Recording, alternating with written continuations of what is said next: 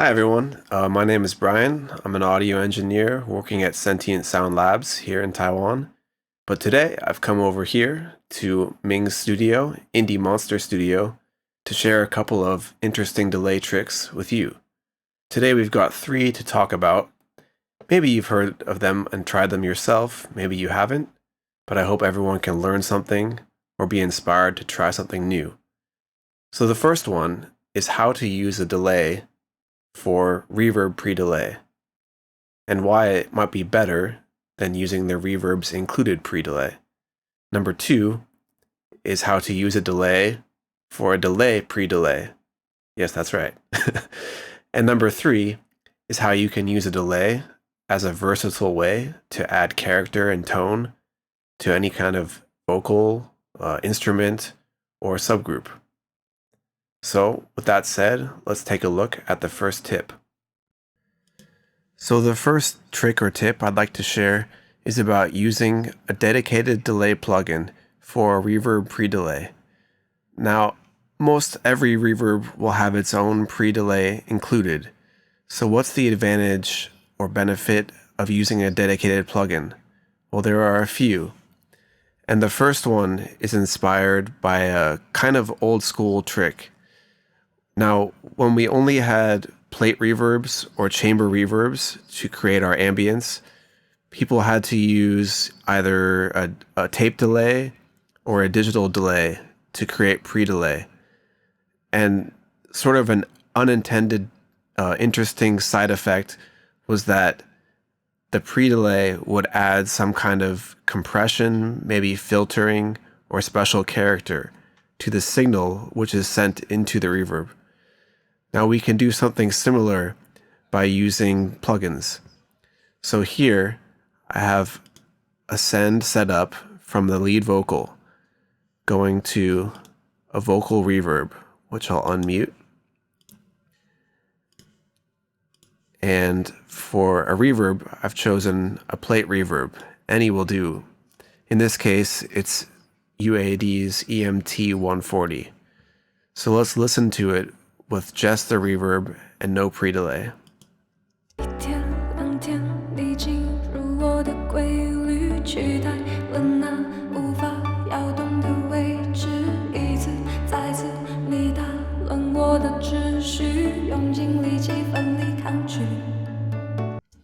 Now I've set the reverb level pretty high, so the effect will be more clear.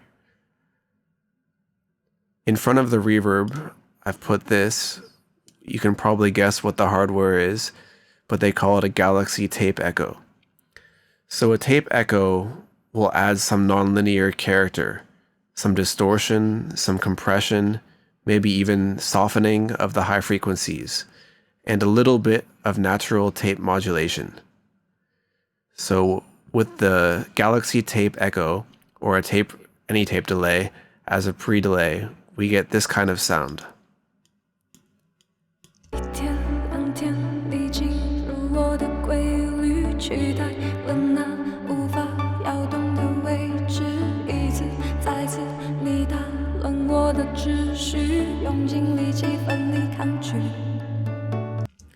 So maybe you can hear there's a bit of a different character to the reverb now. And it's important to use 100% wet or a wet solo if your plugin has that feature. Now we can adjust the EQ here. So I'm going to take away some treble so that no sibilant frequencies can get into the plate send.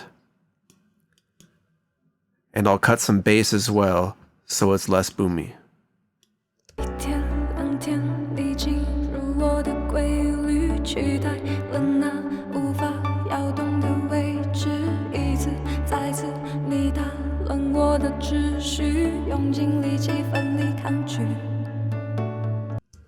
Alright, hopefully you can hear a difference. Now one more thing we can do is use the feedback. Maybe we'd like to get a few repetitions instead of just one.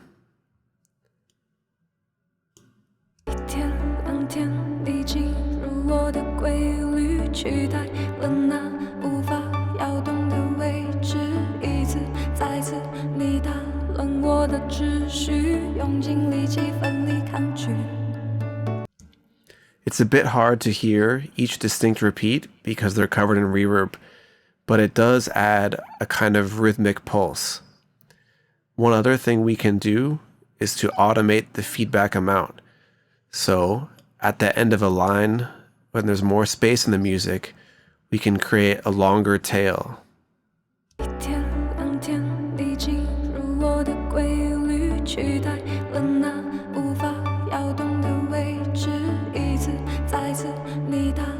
I'll push the feedback here.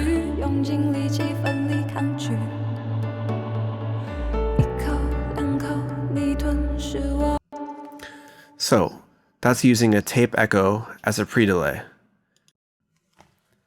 Now let's try a different kind of delay in front of the same reverb and see how it affects the sound.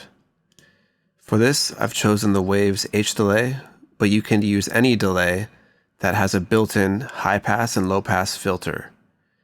And this way, we can band limit the signal which goes into the plate.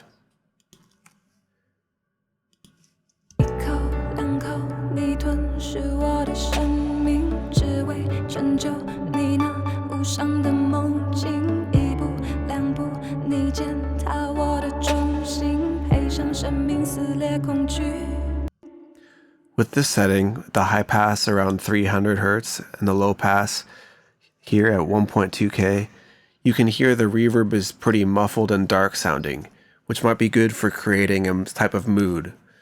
But maybe we want a brighter reverb. The H delay has a pretty convenient feature, which links the high pass and low pass and lets you adjust them together. So we can, while it plays, go through and sweep around the frequency range to find something that sounds nice.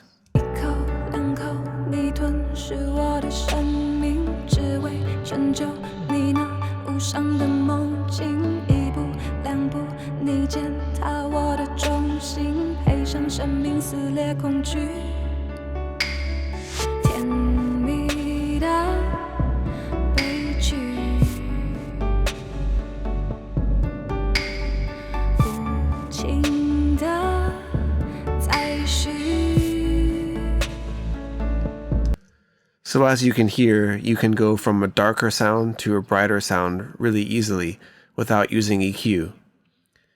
And similarly, you can automate the feedback at the end of a phrase or to create a transition.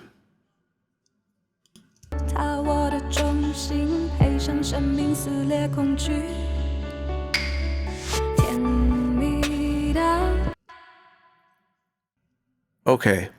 Now this is something that might sound a little odd at first, but you can add a pre-delay to a delay. In this case, I've got another send going to an aux track,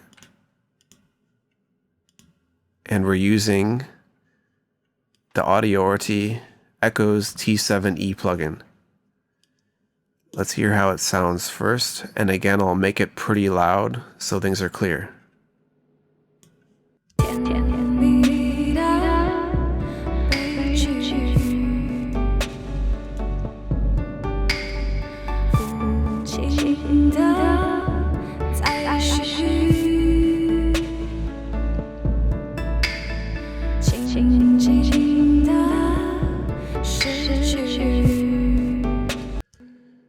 In this case, I might want to make the delay sound a little bit lazy, laid back, or relaxed.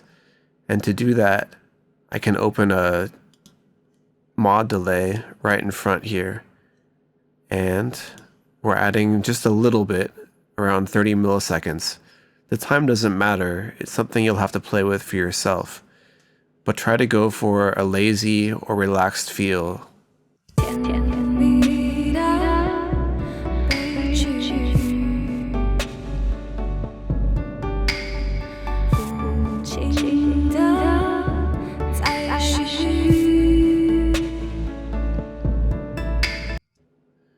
Now the delay is a little bit behind the beat, which changes the feel of the vocal and the feel of the tempo of the song.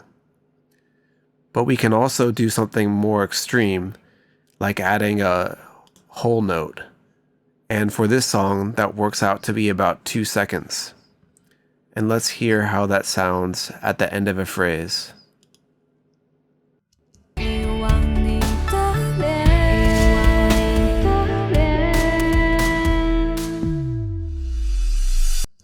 Do it one more time, a little bit louder.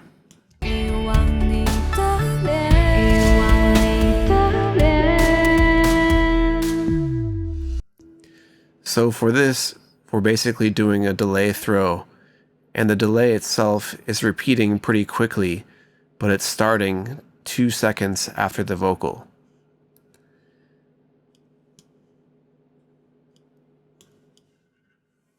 I'm going to put this quite a bit lower so it's nice and subtle, and try it again.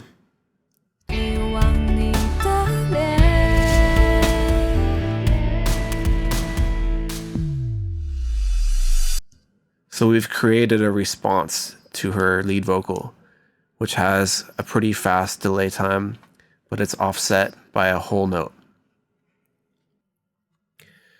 Now this song also has some backing vocals through each section.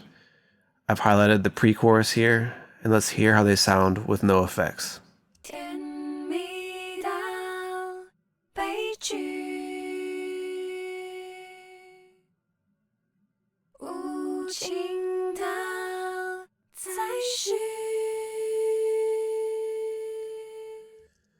Now with a plugin like Echo Boy, you have the ability to go to timed mode and set the delay to 0, which means there is no delay, but we still have access to the rest of the plugin's feature.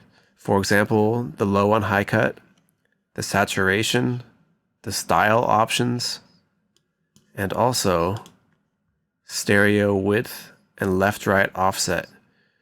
So by combining these features, we can put the backing vocals in their own kind of unique space. And if we're not sure what kind of space we like, we can really easily step through the style menu, going one at a time until we find something that we like. Let's try it out.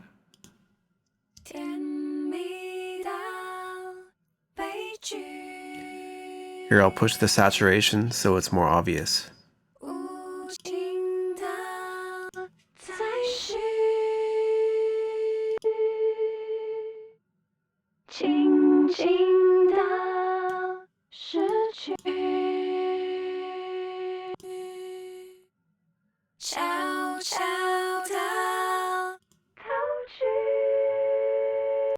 So as you can hear, each style has a pretty dramatic impact on the sound. But in this case, I'd like them to sit further back in the mix. So Echo Boy has a style called diffused, which is really good for that. Let's check it out.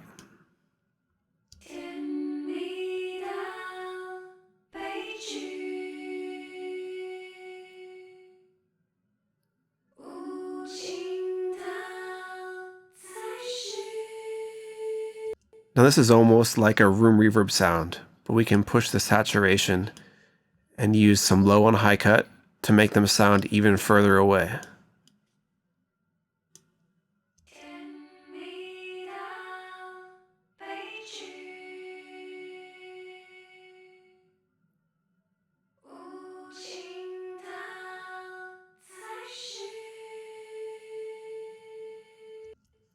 Okay, now let's check out what the width and left-right offset can do.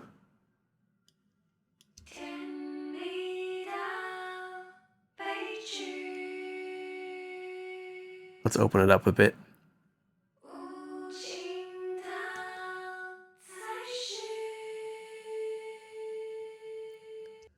The left-right offset control simply adds a static delay to one side. So if the left side has 0 milliseconds delay, the right will have some additional delay. At extreme settings, you'll get this.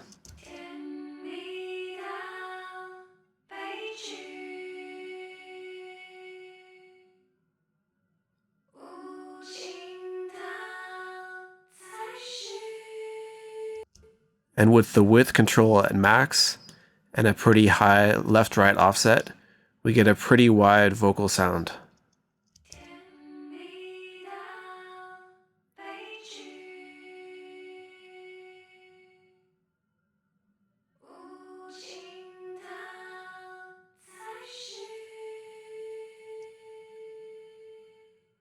So this is a pretty quick way to just add a unique space or even filtering, saturation, and stereo width to a group of vocals or instruments.